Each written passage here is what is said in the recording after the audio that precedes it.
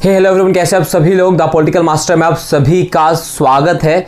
दोस्तों, आज जिस टॉपिक पर हम बात करने वाले हैं वो बहुत ही इम्पोर्टेंट टॉपिक है और सभी का सपना होता है इस फील्ड में जाने को या इस परीक्षा को पास करने के लिए हर एक हिंदुस्तानी, हर एक भारतीय का सपना होता है कि वो एक दिन यूपीएससी की परीक्षा देगा और उसे क्लियर करके आईएएस बनेगा। बट ज़्यादातर देखने में आता है दोस्तों कि यूपीएससी की प्रारंभिक परीक्षा में जिस तरह के सवाल पूछे जाते हैं और जिस तरह के हमारे कोचिंग संस्थान में पढ़ाया जाता है उसमें ज़मीन आसमान का अंतर होता है। और एक बार फिर यूपीएससी ने साबित कर दिया कि कोचिंग संस्थानों द्वारा तैयार किए गए मटेरियल से यूपीएससी को पास नहीं किया जा सकता या इसके जो प्रीलिम्स की परीक्षा है उसे क्लियर नहीं किया जा सकता। सो प्लीज़ वीडियो को एंड तक देखिए। अगर चैनल पर नए और चैनल को अभी तक सब्सक्राइब नहीं किया है तो चैनल को जरूर सब्सक्राइब कर दीजिए, बेल आइकन को प्रेस कर दीजिए। दोस्तों, वीडियो को शुरू करने से पहले मैं आप सभी को बता दूं कि यहाँ पर मैं ना तो किसी कोचिंग संस्थान की बुराई कर रहा हूँ और ना ही किसी कोचिंग संस्थान का सपोर्ट कर रहा हूँ और ना मैं एक बहुत बड़ा टीचर हूँ जो यूपीएससी के सिलेबस को आपको बखूबी समझा सकूँ। बट एक एक्सपीरियंस होने के नाते अभी तक जितना मैंने सीखा है वो सारी चीज़ें मैं आपको बताने वाला हूं कि आपको प्रारंभिक परीक्षा को पास करने के लिए कौन सी स्टडी जो है करनी चाहिए, कौन सी स्ट्रेटेजी को अपनानी चाहिए, वो सारी चीज़ें इस वीडियो में बताने वाला हूं। तो प्लीज़ इस वीडियो को एंड तक देखिएगा। चैनल पर नए हैं तो चैनल को जरूर सब्सक्राइब कर लीजिएगा और वीडियो अगर पसंद आए तो लाइक जरूर कीजिएगा।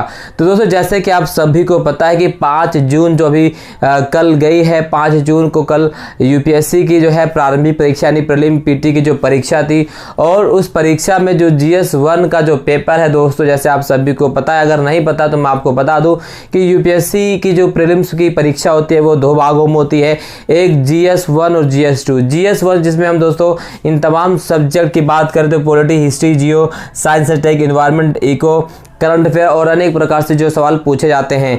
इधर इसी प्रकार से जीएस 2 जिसे हम सी सेट कहते हैं, उसमें आपको दोस्तों जो है उसमें बौद्धिक क्षमता, जो आपकी जो बौद्धिक क्षमता है उसका आकलन किया जाता है। ठीक है, उस तरह से क्वेश्चन उसमें आते हैं। उसमें मैथमेटिक्स, रीजनिंग एप्टीट्यूड और जो है दोस्तों उसमें अंग्रेजी क्वेश्चन आते हैं और जो है पैसेज परीक्षित आते हैं, पैसेज वाले आते हैं।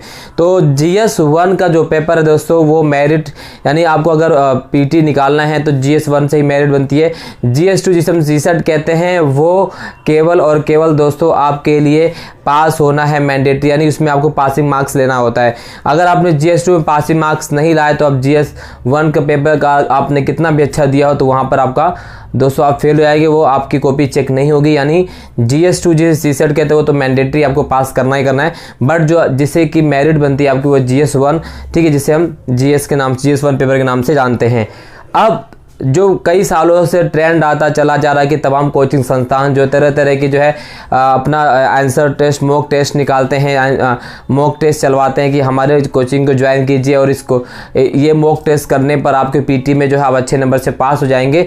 तो इस बार फिर यूपीएससी ने तमाम कोचिंग संस्थानों के जो वादे होते हैं, जो उनका कहना होता है कि हम जो है हमारे जो मॉक टेस्ट से आपके सारे क्वेश्चन आ जाएंगे, तो फिर से धराशायी हो गया है। यूपीएससी की इस बार की अगर हम प्रारंभिक परीक्षा की बात करें तो जीएस 1 में जो क्वेश्चन आया था दोस्तों उसमें हम देखेंगे जो ज़्यादातर क्वेश्चन जो है वर्तमान समय से संबंधित यानी इतिहास को भी वर्तमान समय से जोड़कर पूछा गया था।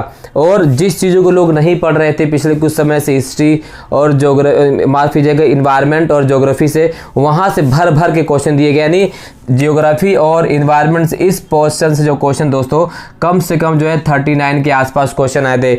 इसके अलावा साइंस एंड टेक्स भी क्वेश्चन जो है 5 से 7 क्वेश्चन आए थे। अगर हम पॉलिटी की बात करें तो पॉलिटी से 9 और से 10 के बीच जो क्वेश्चन पूछे गए थे, हिस्ट्री से 5 क्वेश्चन के आसपास थे। बाकी क्वेश्चन जो है करंट अफेयर, बाकी जो भरमार थे क्वेश्चन की वो ज्योग्राफी और इन्वायरमेंट की, जिसे हम अभी बिल्कुल छूते ही नहीं थे और यहाँ से लगातार क्वेश्चन जो है देखने को मिल गया। तो आखिर अब हम तैयारी कैसे करें यूपीएससी की प्रीलिम परीक्षा की, प्रारंभिक परीक्षा की। तो दोस्तों आप जिस भी इंस्टीट्यूट में जाना चाहते हैं आप जा सकते हैं, आप स्वतंत्र हैं और यहाँ पर कोई मनाही भी नहीं। अगर आपको पढ़ना है तो आप वहाँ पर अच्छे टीचर तो मिलेंगे आपको पढ़ाने के लिए, बट अगर आप अपने कॉन्सेप्ट को क्लियर नहीं रखेंगे तो आप किसी भी कोचिंग संस्थान को क्यों न ज्वाइन कर लें, आप प्रीलिम की परीक्षा में गच्चा खाकर गिरेंगे। क्योंकि क्वेश्चन इस तरह से पूछा जाता है, तो क्वेश्चन आसान भाषा में होता है बट उसे जलेबी की तरह घुमाकर पूछा जाता है, जिसमें हर जो विद्यार्थी फंस जाता है। और उसी जलेबी की तरह पूछे जाने वाले क्वेश्चन के चक्रव्यूह से अगर आपको निकलना है तो अर्जुन की तरह आपके जो है दोस्तों आपका फोकस क्लियर होना चाहिए। अगर फोकस क्लियर नहीं है तो आप जो है प्रीलिम्स की जो है चक्रव्यूह में ही फंस जाएंगे, उससे निकल नहीं पाएंगे। इसके लिए आपको अर्जुन की तरह दोस्तों अपने फोकस को तेज रखना होगा, यानी आप जो पढ़ रहे हैं उसी के इर्द गिर्द अपने वर्तमान में चल रही चीज़ों की घटनाओं का भी आकलन आपको करना होगा।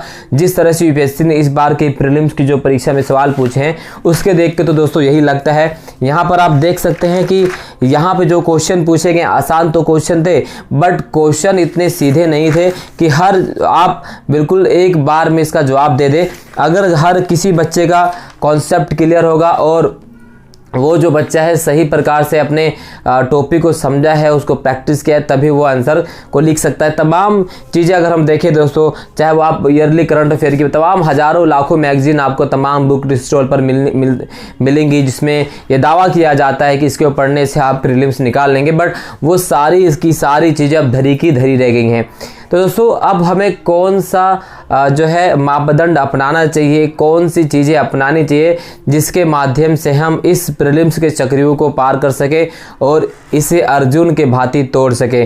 तो दोस्तों अगर हम बताएं तो सबसे पहले आपको अपने कॉन्सेप्ट को क्लियर करना होगा। हिस्ट्री, ज्योग्राफी और पॉलिटिकल और पॉलिटी, देखो हिस्ट्री, ज्योग्राफी, पॉलिटी ये वो तीन पार्ट हैं जीएस से जहाँ से क्वेश्चन बहुत ज़्यादा आते थे किसी समय में, बट यहाँ पे अब क्वेश्चन के देखें तो क्वेश्चन तो है बट क्वेश्चन पूछने के तरीके में अब पूरी तरह से परिवर्तन कर दिया गया है। अब वो आर्टिकल्स नहीं पूछे जाते हैं, अब वो शासन व्यवस्था का सवाल नहीं पूछा जाता है, ठीक है। जैसे मैं आपको बताऊँ इस बार पॉलिटी से जो सवाल आया था तो इस तरह से अब मैं आपको पढ़ के सुनाता हूँ सवाल जो पॉलिटी से जो पूछा गया था, कैसे सवाल पूछे गए थे, ठीक है दोस्तों मैं आपको बताता हूँ। तो यहाँ पर देख सकते हैं पॉलिटी का जो सवाल आया था वो क्या पूछा गया था। भारत का संविधान मंत्रियों को 4 श्रेणियों अर्थात कैबिनेट मंत्री, स्वतंत्र प्रभार वाले राज्य मंत्री और उप मंत्री में वर्गीकृत करता है। संघ सरकार में मंत्री कुल संख्या प्रधानमंत्री को मिलाकर लोकसभा के कुल सदस्यों के 15% से अधिक नहीं होनी चाहिए। ये इस तरह से क्वेश्चन पूछा गया। पहले क्वेश्चन पूछे जाते थे कि बताइए कि जो है भारतीय संविधान के अनुसार जो है मंत्री परिषद की कुल संख्या कितनी होनी चाहिए। तो इस तरह सवाल जो है डायरेक्ट पूछे जाते हैं। अब वही इस क्वेश्चन को वह बदल कर और घुमा कर पूछ लिया जहाँ से बच्चे जो है गच्चा खाकर गिर गए। तो यहाँ पर मेरा कहने का मतलब दोस्तों बस ये है आप सभी से कि आप अपने ऊपर जो है अपने काम कीजिए, किसी कोचिंग संस्थान के भरोसे ना बैठिए, अपने ऊपर फोकस कीजिए। तैयारी को ज़्यादा से ज़्यादा जो है कंप्लीट करने के लिए आपको जो है एक तो जो चीज़ें घटित होती हैं उस पर फोकस करना बहुत ज़रूरी है। और सिर्फ फोकस नहीं, हर एक चीज़ को आपको वर्तमान इतिहास को भी वर्तमान से जोड़कर जो चीज़ें घटित हो रही हैं उस पर फोकस करना बेहद ज़रूरी है। इन्वायरमेंट से क्वेश्चन भर कर आएँ, ऐसा नहीं कि इन्वायरमेंट से क्वेश्चन हर बार आए क्योंकि पैटर्न बदलता रहता है, बट पिछले कुछ सालों से ट्रेंड चल रहा है इन्वायरमेंट से और इकोनॉमिक्स से क्वेश्चन ज़्यादा पूछे जा रहे हैं। पॉलिटी का वेटेज तो हमेशा उतना ही रहता है जितना इस बार है। इस बार हालांकि कम 10 से क्वेश्चन है, कभी 15 होते हैं, कभी 11 होते हैं, बट इसमें हमेशा यह रहता है कि एक समान क्वेश्चन आगे पीछे होते हैं। औसतन 10 क्वेश्चन तो होता ही होता है। बट हिस्ट्री से क्वेश्चन नदारत थे, इस बार ज़्यादा क्वेश्चन हिस्ट्री से नहीं पूछे गए थे। दूसरी तरफ करंट अफेयर के जो क्वेश्चन थे वो भी काफ़ी सटीक थे और सही प्रकार से पूछे गए थे। बट जो पार्ट हम तैयार नहीं करते थे, ज्योग्राफी और इकोनॉमी, उससे ज़्यादा क्वेश्चन पूछ लिए गए हैं। तो आपको दोस्तों जो है सिर्फ कोचिंग संस्थानों के भरोसे जो है नहीं बैठना है। आपको कोचिंग संस्थान जो नोट्स प्रोवाइड किए थे उसके भरोसे नहीं बैठना है और ना ही आपको मॉक टेस्ट के भरोसे बैठना है, क्योंकि आपने देख लिया नतीजा क्या हुआ है। तो अगर आप केवल इन्हीं चीज़ों के ऊपर रहेंगे तो आप सही में सही प्रकार से क्लियर नहीं कर पाएंगे। आपको अपने ऊपर पूरा फोकस करना होगा, अपने गोल को निश्चित करना होगा, और ताकि आप जो पढ़ें वो बिल्कुल गहराई में जाकर पढ़िए, कॉन्सेप्ट वाइज पढ़िए, ऊपर ऊपर नहीं पढ़िए। कोई चीज़ जब आप पढ़ रहे हैं तो उसके कौन कौन से पर्यावरणीय घटक हो सकते हैं, ज्योग्राफिकल घटक क्या हो सकते हैं, इन्वायरमेंटल घटक क्या हो सकता है, इसका संवैधानिक घटक क्या हो सकता है, आर्थिक घटक क्या हो सकता है। यानी अगर एक चीज़ की बात करें, अगर मान लेते हैं आप कोई चीज़ पढ़ रहे हैं, जैसे एग्जाम्पल के लिए अगर आप पढ़ रहे हैं कि भारतीय संविधान के बारे में पढ़ रहे हैं, ठीक है, संविधान से संबंधित या पॉलिटी पढ़ रहे हैं, तो पॉलिटी में जो चीज़ें घटित होती है, वर्तमान में जो बदलाव आते हैं, उस बदलाव का, ठीक है, भारतीय राज्य व्यवस्था पर क्या प्रभाव पड़ने वाला है, पड़ रहा है, ठीक है, अर्थव्यवस्था पर क्या प्रभाव पड़ रहा है, इन्वायरमेंट में क्या प्रभाव पड़ रहा है, भौगोलिक रूप से क्या प्रभाव हो रहा है, वो सारी चीज़ें आपको कवर में रखकर उसे ध्यान से पढ़नी होगी, तभी आपका प्रीलिम्स अच्छी तरह से क्लियर हो पाएगा। देखो, मैंने आपको पहले बता दिया दोस्तों, मैं कोई बहुत बड़ा टीचर नहीं हूँ, ना ही मैं टीचर होने का दावा करता हूँ, क्योंकि मैं खुद एक एक्सपीरियंस हूँ। तो उस हिसाब से मैं आपको बता रहा हूँ कि आप लोग जो है हर एक चीज़ को ना चारों दिशाओं में देखकर पढ़िएगा, ठीक है। किसी एक टॉपिक को और एक दिशा में होकर नहीं पढ़िए, उस टॉपिक का चारों दिशाओं पर क्या क्या प्रभाव पड़ रहा है, क्या क्या एस्पेक्ट्स हो सकते हैं, वो सारी चीज़ें आपको पढ़नी चाहिए प्रीलिम्स को लेकर। और इस बार जिन्होंने सभी बच्चों ने प्रीलिम्स दी, उसके उन सभी के लिए मेरी शुभकामनाएं। आप सभी जो है क्लियर करें और अपने सपनों को साकार कीजिए। बट दोस्तों, सपनों को साकार करने के लिए आपको सही दिशा में चलना होगा। नो डाउट कि कोचिंग संस्थान से आपको सपोर्ट तो मिलता है, बट आपको बहुत ज़्यादा घुमा फिरा कर पढ़ाया जाता है। इसलिए आपको मेरा कहना है कि आप लोग पढ़िए, तमाम कोचिंग संस्थान को अगर आपको ज्वाइन करना है कीजिए, बट एक बार खुद से सोचिए कि जो चीज़ आप पढ़ रहे हैं उसका फ़ायदा यूपीएससी में हो रहा है या नहीं हो रहा है। तमाम कोचिंग संस्थान तो दावा करते हैं, और जब आईएएस की जो मान लेते हैं रिजल्ट आते हैं, उसके बाद तमाम कोचिंग संस्थान बड़े बड़े जो है आईएएस की फोटो लगाते हैं, जो बच्चे क्लियर कर जाते हैं, बट पता चलता है कि वहाँ पर बच्चे ने केवल मॉक टेस्ट दिया है या उनके टेस्ट सीरीज को ज्वाइन किया है, कोचिंग नहीं ली है। तो ऐसे में तब फोटो देखकर आप कोचिंग ज्वाइन मत कीजिएगा, क्योंकि ऐसे में आपके पैसे ही बर्बाद होने वाले हैं। खुद से सोचिए, खुद रिसर्च कीजिए, जहाँ आपको ऑथेंटिक चीज़ें मिल रही हैं वही चीज़ें ज्वाइन कीजिए। और पहले बार कोचिंग ज्वाइन करने से पहले खुद को और अपना बेसिक जो है उसे स्ट्रॉन्ग कीजिए, ठीक है। अपने आप को उस स्थिति में ढालिए जिस स्थिति को आप प्राप्त करना चाहते हैं, वो व्यवहार में लाइए जिसको आप प्राप्त करना चाहते हैं, तो आप आसानी से प्रीलिम्स मेंस इंटरव्यू भी क्लियर कर सकते हैं। दोस्तों, इस वीडियो में बस इतना ही। अगर वीडियो आपको पसंद आए तो लाइक ज़रूर कीजिएगा, चैनल पर नए हैं तो चैनल को जरूर सब्सक्राइब कर लीजिएगा, बेल आइकन को प्रेस कर लीजिए।